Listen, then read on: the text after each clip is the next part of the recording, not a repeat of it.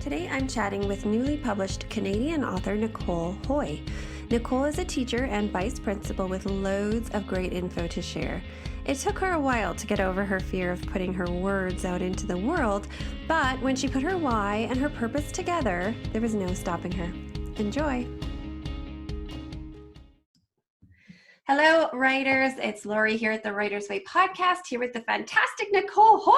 Yay! Published! So exciting. Thanks for having me, Laurie. You're welcome. It wasn't too long ago, right? How long has your book been out? Yeah, so it launched on October 2nd, 2019, so not too long ago at all. So just over a month, because we're recording this in November. Awesome. Okay, so why don't you share with everybody who you are, what you do, how long you've wanted to write a book, and what the book is.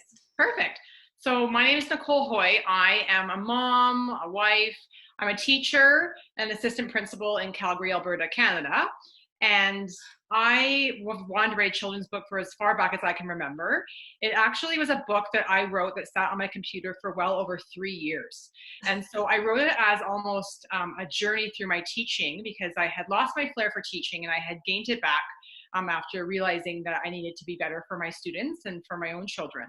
And so when I wrote that story on my computer as my own kind of healing and personal journey, I did want to publish it, but I was super fearful what people are going to say, especially teachers, because I wanted it to inspire teachers and to remind them of their brilliance, but not talk about too much about teacher burnout, but really have an inspirational message. So I had gone to something in Calgary called Transformation Weekend, and they talked about your why and your purpose.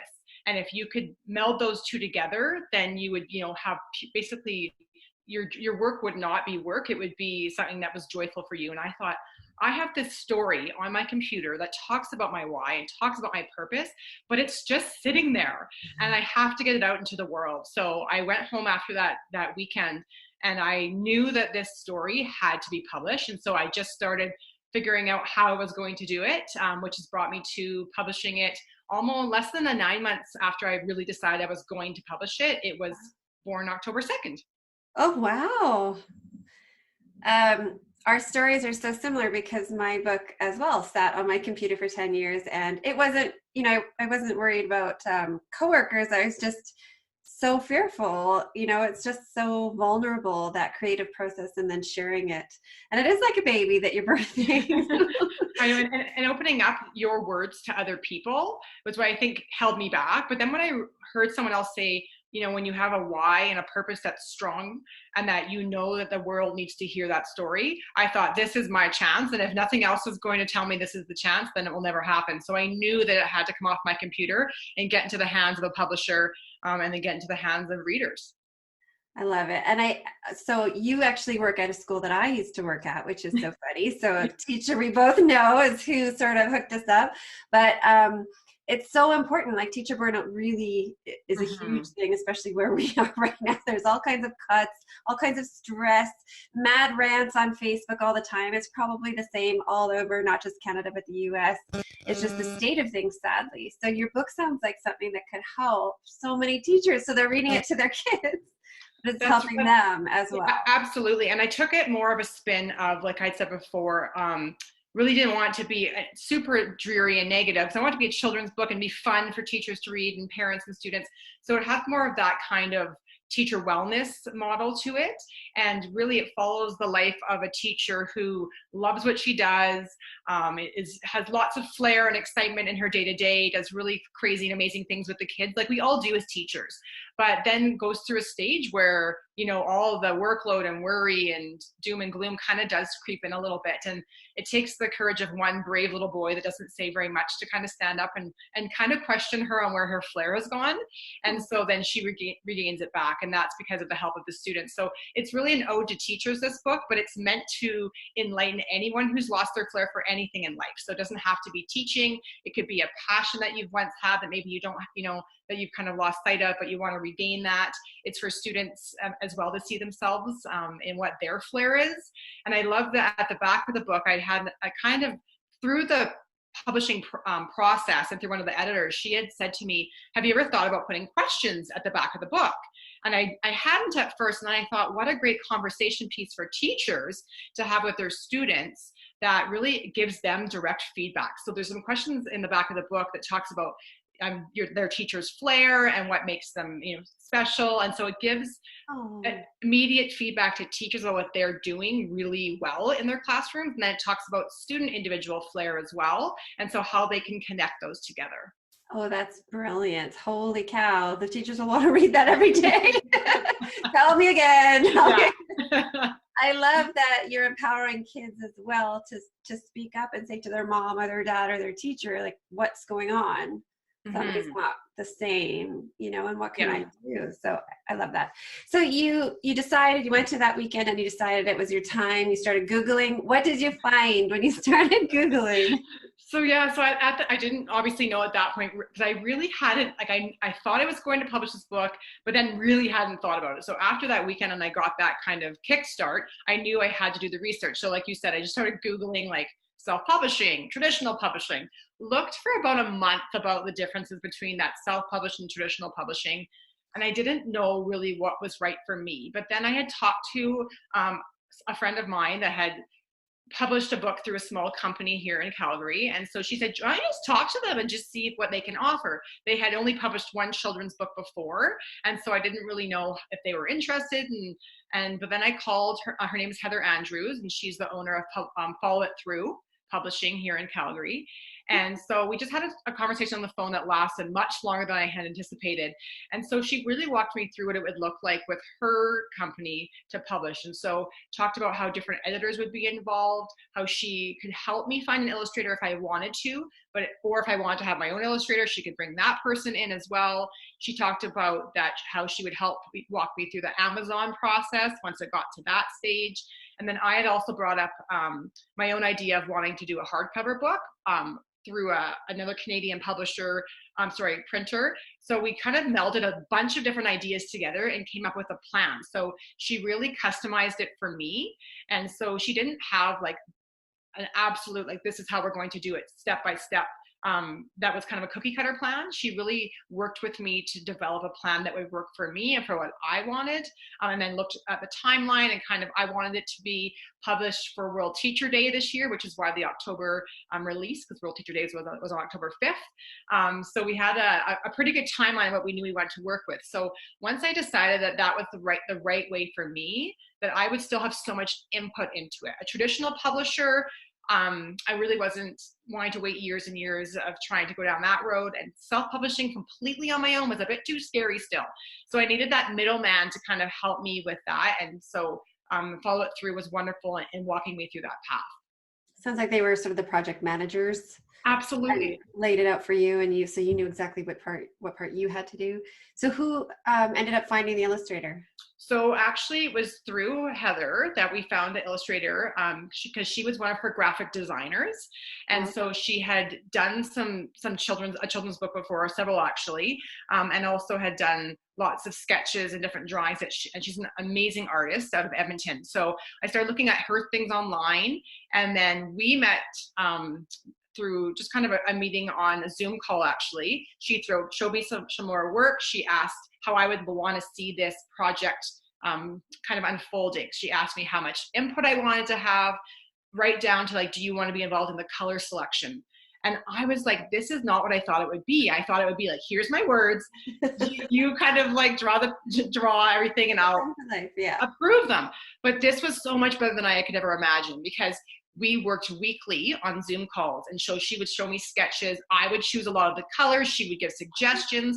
I would be like, that's not really what I thought. So she was amazing on letting me just kind of have full creative control along with her vision as well, because that's not my expertise. And so together we were really able to bring both our visions together for the illustrations, which for me in the end, I had so much more input than I originally had thought. Yeah. But yet that's now, I would not want it any other way to be able to see what's going on, the whole process. But she was just fabulous and really laid out the timeline for me. So really about kind of 6 months out what would happen, and then all the way down to like the week before.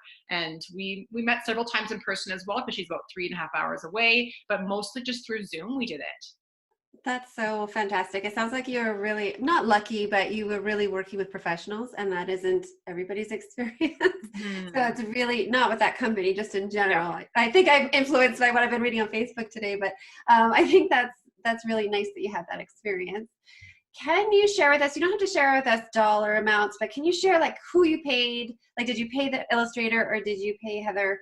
You said it was Heather. Yeah. Yeah. Um, just so that people sort of understand fully how it worked for you. Okay. So yeah, right from the beginning when I thought, okay, this is the way I'm going to go. I had a second meeting with Heather and she just said, what exactly do you want? And they were kind of an all-encompassing company in that I needed editing, I needed website design, I wanted the illustrations, of course, and I needed someone to be able to hook me up with a little bit of the marketing background with Amazon and also like how to kind of get the word out there in other avenues.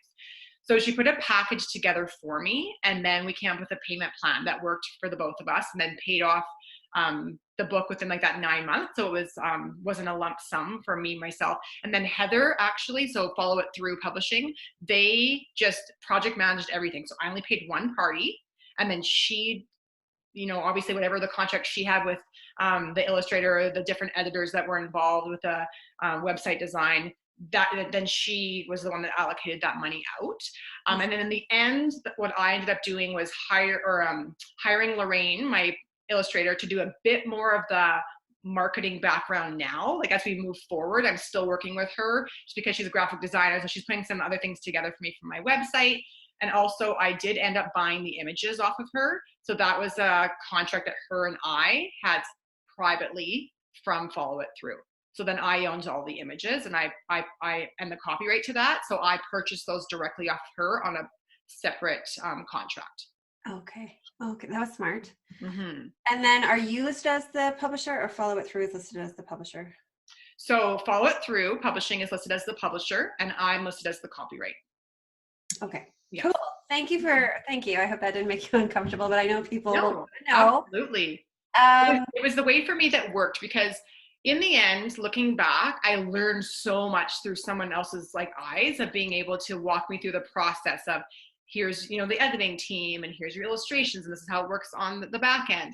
And in the end, I think that self-publishing, absolutely I could have done. However, it would have never been done to the point that I have done now. Having somebody guide me through the different steps was an absolute, it saved me time. It saved me money in the end. Because at first, when you meet with people and they do lay out your whole project, it might seem overwhelming that it's a cost thing. But yeah. when I look back at what I paid and what I have, and I'm so proud of the book and the quality of the book and the marketing behind it, that I could not imagine having done it on my own. So I think it's well worth the money to have people that can guide you and walk you through that process. Yeah, I totally hear what you're saying, especially when you're working full time and you're momming. And I think you're a hockey mom. Yeah, yeah. So that says a lot right there. Do you have a copy of the book there?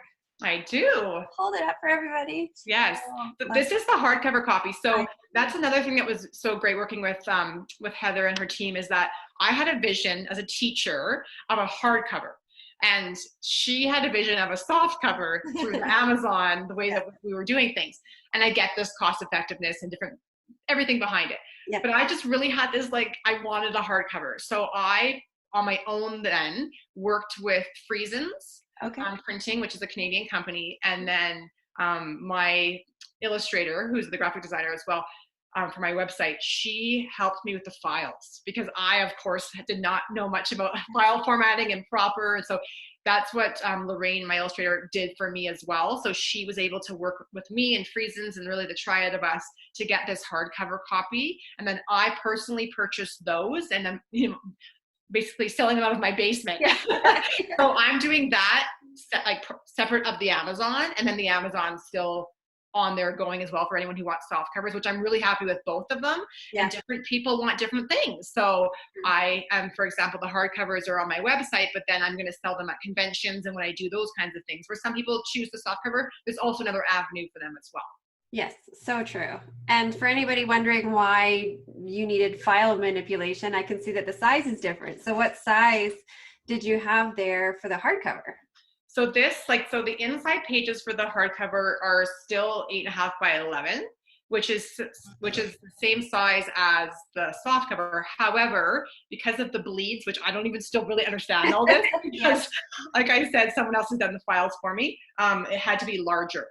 So then that's why the cover had to be very different. And then just the inside formatting was a little off. So I still really don't understand that, but it's beautiful. That's why I hired someone to do that for me. Yeah, I hear you. So I see that you are already thinking about a second book. Mm-hmm. So will you use that company for the second one as well? So yes, so I'm going to go through that company as well for my next book, which we're still kind of looking at a timeline for that book right now as well. So I've written that book. It's on my computer, but I have not touched the editing process at all. I haven't really even started the process yet of deciding when I'm going to release it. But I definitely know that it takes longer than I thought for that editing process. So I thought the book was done. Of course, it was only just over 1,000 words. I've had it for 3 years. I had gone back to it many, many times before, but I did realize, of course, when I got the first structural editor and having many, many conversations with her and going back and forth with track changes and meetings. And I thought, wow, I am not ready. Like, this is not where I thought it was going to be. It was really quite dreary is what I had been told that. And this is what I didn't want to focus on was just the teacher burnout, but also the teacher wellness part and regaining your flair and having excitement for your, your career. And so I had to really think about how I was going to bring that back into the book more. And so she was so amazing to guide me through different questions to get me back to that point of where I want my actual message to be at. And so once I got through the structural editor, not realizing there was a content editor to come, which was like, okay, like, and I'm obviously, like, both of us being teachers, like, I know it takes a lot to revise and edit, but I'm like, I did not realize it took this much. However, I looked back recently with my grade 3s actually, just that I'm working with, just for fun to kind of look back on the process of writing and revising. And my version that I thought was ready is so, like, in comparison to this, it is not the best writing I've ever done, right? So I'm so happy, obviously, I went this route and had all these different editors because they made the book so much stronger and they really honed in on the message that I wanted to provide to teachers. Mm-hmm. And so they were able to pull that from me, and I'm so happy I had great structural and content editors because the story is so much better now. And that is such an important lesson because, like, we were talking about how our words and our books are our babies and we're vulnerable about it, but the editors really know what they're doing, right? But it can be hard. It can be hard to hear and listen, and take that to heart. Sorry, I'm just muting something here. So it's just good. Like, just be open to the feedback, right? Especially if you're working with professionals like you were, they know what they're doing. So absolutely. And I'll be honest, there's things that they questioned me on that I was like, at first my feelings were hurt. Yeah. Because I was like, this is my story. Like, I lived this. But then from a different perspective, when someone else is saying, but from an outside perspective, this is what it sounds like. And I'm like, well, no, that's not what it sounds like. And then they're like, okay, then you need to find different ways of explaining it or describing it if you want that message to go through. Because what the editors would say is that in my mind right now, this is what I'm picturing. And I was like, no, that's not what I want. So it was, but I kind of had to get over myself a little bit. Mm-hmm. And then there was not very much that they suggested that I got rid of that I kept. Like, there's ultimately in the end, I knew that I had the decision, and because I was also not traditionally publishing still. I was still paying for a service and I still got final say on everything, which there was, maybe a few little things that I kept in. And I was like, no, I just really want this to be in here. So I still had complete control and say over what was in there. But I would say 95% of the things that they kind of questioned me on, I definitely found a way to reword it. Oh, that's good. Well, I'm glad because it sounds like the end product was definitely worth it. Mm-hmm. Is your second book about teaching and? It's a second Miss Claire. It's a part, yeah. So okay. I've now made a decision to do a small series. So I don't know how many books that will entail, but it will be another Miss Claire book. So same character, and it will follow something along with the teaching. It will be to do with more of the students right now versus teachers. So like I said, the story outline is there and it's pretty much done, but I don't want to give too much away, but it's definitely Miss Claire, and she has her full flair back in the next episode, and so she's just kind of sharing it with students. Oh, I love it. Mm-hmm. Okay, so let's move on a little bit and talk about advice. Do you have any advice for authors, maybe teachers, maybe principals? I've actually worked with quite a few teachers and principals, I think, because we're around kids all the time. So we know what they like, what they need. We have so many ideas. But so you, a year ago, what advice would you have given to yourself? So the advice that I think I would give still to, like now that I even gave myself back when I started, my own advice, and this has worked for me with lots of things. For example, report card time or planning as a teacher, really time blocking. So looking at my schedule on a Sunday, and I would usually time block out for the week, sometimes 2 weeks if I knew what was happening with my own kids' schedules. But I would really carve out time within the week, and I would write. And what I meant by write is even though the story was done, I would go back and do my revisions or my edits during that time. Or if I had, for example, something to do with the illustrations that I had to get back to my illustrator on, I would make sure it was time blocked out. So what I would do is I actually am an early riser.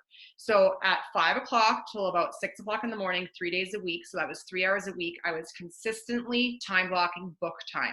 So as soon as I got up and got a coffee, I would head down, downstairs, and I would work on it for an hour, like no excuses, like phone away. And that whole time was the book, because I knew it was going to happen. I knew if I didn't time block the time, that the book would get pushed to the side and it would not actually get completed and done, because we all live busy lives, and this is definitely, like, I have like I said, full-time job and running from hockey to cheerleading and different things. And I knew if I didn't time block this time, for me, the book would probably not get finished. So I would say my biggest advice would be to be consistent with your time. And so I still do that today. So for example, even though the book is out there, I am learning now what marketing is all about, how trying to get the marketing plan out there. And what I do now is daily for 30 minutes, I spend time on the book. And it doesn't mean that it has to be like that it's writing another book, but it's to do with like marketing right now. So right now my time has shifted a little bit, and I spend 30 minutes a day, whether it's reaching out to someone, whether it's talking to another author, whether it is writing my next book, or whatever it is that I'm doing and doing a podcast, but I'm at least working on the book every single day so it doesn't lose traction. Mm-hmm. And so that's my next thing. And again, that's consistent, right? So it's all about that consistent piece. And I think that as soon as you let other life things get in and you don't time block that time, I think that's where it's going to falter for people, because it does take daily, I would say, thought and action towards your book. I agree with you 100%. Everything in life is important, so important, but so is our book and the marketing and all that stuff. Yeah. Yes, I can't even imagine. You're a busy lady. I cannot get up at 5. If I could, I would have so much more time. Okay, I couldn't do it at night, so it's what works for you, right? So some people might even, depending on if you're writing a book and you obviously have like a lunch break that's a longer lunch break, and you're used to like maybe working through your lunch break, or maybe that's time you could time block. If you're a later night person, then that's another good time, right? So as long as I just get that time in, that hours in, and I'm even like now with writing the next book. Once I had published like this, and I was almost done, kind of in the summer, I started writing the next one that I'm working on. And again, I just sat down and I had uninterrupted time, and my kids also know this is book time, right? I would just tell them, and now that they've seen it, it's actually easier because they're proud of it as well, and that it's out there. And so I say, okay, no, now it's book time. And so, and usually it's 5 a.m. anyways, to be honest. So they're not having book bugging me, but sometimes it's not, and things get, shifted around, but I'm very consistent with my time. Do your kids think you're famous? They absolutely think I'm famous. It's not even just my kids. It's so funny, right? Like kids at school or other teachers, and it's like, oh, you're retiring now. I'm like, oh, honey, I got a long way to go before that happens. Oh, that's so cute. My son is 11, and so he has a couple of series like Rick Riordan, for example, and he loves them. And so he thinks I'm in some group of authors. And he says, can you just call Rick and tell him to write his next book, please? Can you tell him that I'm waiting? And there's, like the Wings of Fire series, and he's done, and he's mad because he blows through them. And he's like, Mom, like, just call them. Obviously, you know them. So you can just do that. Me that one favor. It's very cute. I'm curious, because you work with teachers, have people come to you and said, hey, I want to do that too? Like, is there much of that going on? I actually have had that with my own staff, Yeah. in my own current context. Absolutely, I have. And that's the thing, is that I don't want to guide people the way that I've gone only because it worked for me, but I also do share my own experience with how I felt this has worked for me. Yeah. But then giving them lots of options, like saying to them, I've learned that there's many ways to publish a book. And so kind of just letting them know that even if they want to start Googling ideas and keeping a journal, that's another advice for me, is I kept one journal the entire way through. So then when I go to write my second book, then, or go to, publish it, then Yeah.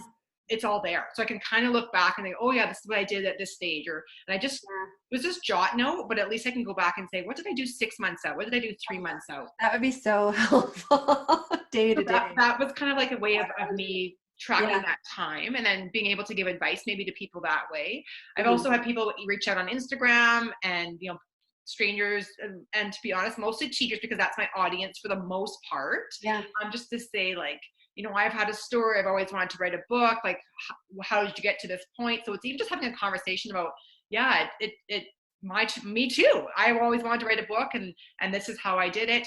And I also think I've heard this so many things in other authors groups I'm part of, or different people I've listened to on podcasts, that if there's something that's not out there that you think should be out there, that's a perfect idea to start.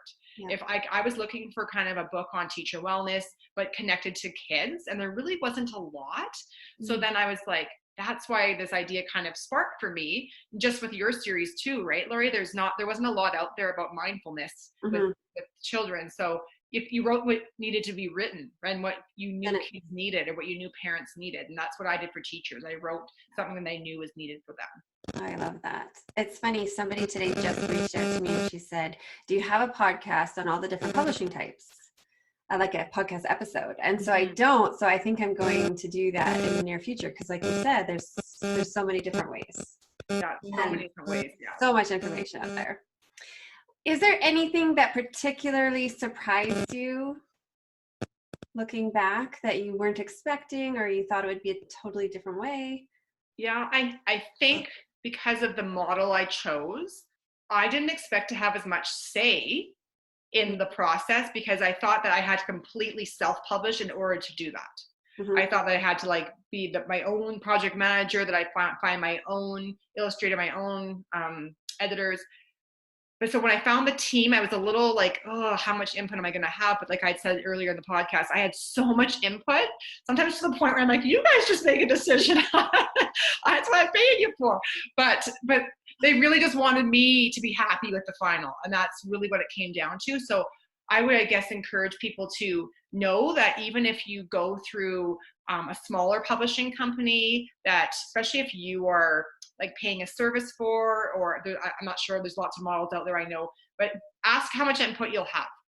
Because if you want a lot of input, I know there's places out there that you can get a lot of input. And if you're not as keen on that, then let them know. I think just being honest with whomever you're working with, whether it is through a self-publishing or a small publishing company, or I'm guessing even traditional, because I know have nothing to do with that realm, just being honest with people about what you really want for the book. Yeah.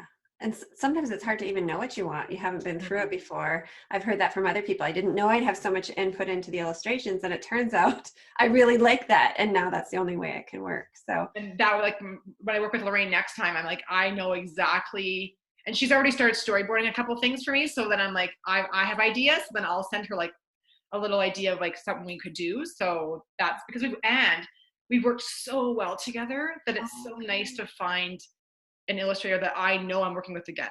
And so I think as this time around, it'll be different in that we don't have to get to know each other. Like, she could look at my mind by the last couple Zoom calls and be like, you don't like that, do you? And so I was like, no, actually, can we change this? And she's like, no problem. So she got to know me and I got to know her, which is great. But the biggest challenge for me, to be honest, and this is I know lots of your podcasts I've listened to, marketing. I had this skewed vision that I would write the book and it would go on Amazon and it would go on my website and it would sell. And it has, like, definitely it's selling, but it's because I have to push it and market it and reach out to people, but it's not going to happen on its own. And it's like, even all these hardcovers I have in my basement right now, like, people aren't going to come knocking for them. Like I have to go out and pound pavement to get them out there. Yeah. So that keeps me in the game, because I know that I also have all this, like, because you have the books in your house, which equals cash in my basement. And so I have to get out there and do that. But I also do believe so strongly in this message for teachers that I want the book to get out into teachers' hands. I really want people to share it with, students and families. And I want parents to see like the delight that teachers, can get from this book, but also what parents can get from it as well. And that's hence that question guide is talking about it. And that's the things I want it to be all encompassing. So it talks about how your thoughts can be kind of gray and how you can get your flair back. So it's really for everyone, but because the message for me is so important, that's what keeps me going. And knowing that I got to figure out this marketing plan, and it's daily. Like I just know that I have bigger things for this book and bigger dreams. So I have to kind of go down a different path right now with the marketing. And I'll be honest, I hired a bit of a team for that, because I know I don't have the time right now to give it exclusively.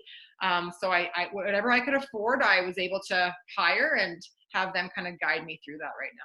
And did you find them through Heather's company, or is that more online people? That was through Lorraine Shelba, who is my illustrator still, because she's just so multi-talented in so many ways that that's kind of her other side gig, if you will. Oh, okay. So I was able to work still with her, which has been such a great opportunity for both of us. So. Yeah, that's cool. I think your message is so relevant and important. So I wish you the best in marketing it and getting it out there and sharing it. And good luck with your second book. So we'll have to book a date for next year when the second one's out. And you can come back on and share about the differences, if there was any, in the two books. So. Yeah, for sure. Cool. Well, thank you so much, Nicole. Oh, hey, what's your website so people can find you? Yeah, so it's NicoleHoy.com. And then I hang out lots on Instagram at Teacher Flair. And that's where I like to just give little bits of inspiration to teachers and, families, students through Instagram. Yeah, perfect. Thank you so much. I'll be sure to share those too. Perfect. Thanks, Laurie. You're welcome. Bye-bye. Bye.